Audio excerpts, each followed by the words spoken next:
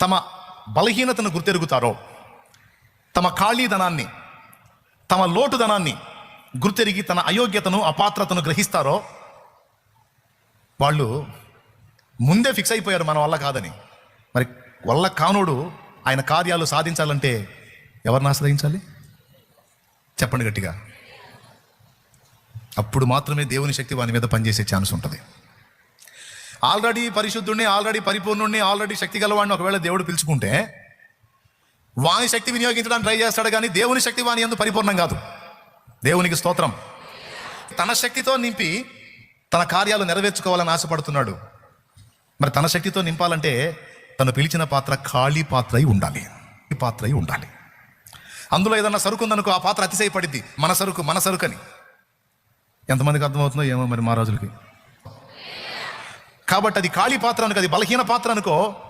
బలహీన పాత్ర అయి ఉండి కూడా అది వాడబడాలి అంటే ఖచ్చితంగా యజమానుడు దానికి తన శక్తిని నింపాలి, లేకపోతే సాధ్యం కాదు. మోషే వెళ్ళాడు, ఇశ్రాయేలీయుల్ని బయటికి తెచ్చాడా లేదా? ఫరోని వణికిచ్చాడా లేదా? ఎవరి శక్తితో? పెద్దగా చెప్పాలి. అదే 40 ఏళ్లకు ముందు తన శక్తిని చూపించాడు. అప్పుడు కూడా ప్రజల్ని బయటికి తీసుకురావాలని ట్రై చేశాడు. అప్పుడు ఎవరి శక్తితో? ఆ శక్తితో ట్రై చేసినప్పుడు దేవుడు ఏం తరిమాడు? సరుకంతా అయిపోయిన తర్వాత ఇప్పుడు రా అంటున్నాడు. అంటే ఇప్పుడు మీకేమర్థమైంది? దేవుడు తన శక్తితో మనల్ని నింపాలి అంటే మన స్వయం విషయంలో పూర్తిగా మనం విరిగిపోయి ఖాళీ అయిపోవాలి. ఆ మనసు ఎవరికి ఉంటుందో, అలాంటి సిద్ధపాటు ఎవరికి ఉంటుందో, ఆ బలహీనులలోనే దేవుడు తన బలాన్ని నింపి తన బలమైన కార్యాలకు వాడుకుంటాడు. ఇది రహస్యం. ఇది గుర్తుపట్టాలా. కానీ మానవ సహజం నైజం చెప్పను నేను, సహజ నైజం ఒప్పుకోరు. మనుషులు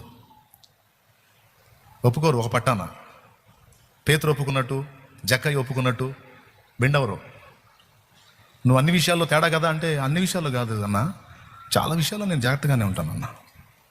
ఎప్పుడన్నా ఏదన్నా ఒక విషయంలో తప్ప అన్ని విషయాల్లో నేను పర్ఫెక్ట్గానే ఉంటానండి. అంటే ఎవరి బలం పనిచేస్తుంది నీలో? అంటే నిన్ను నువ్వు నియంత్రించుకుంటున్నావు, నువ్వు అన్ని విషయాల్లో బాగానే ఉన్నావు అనమాట.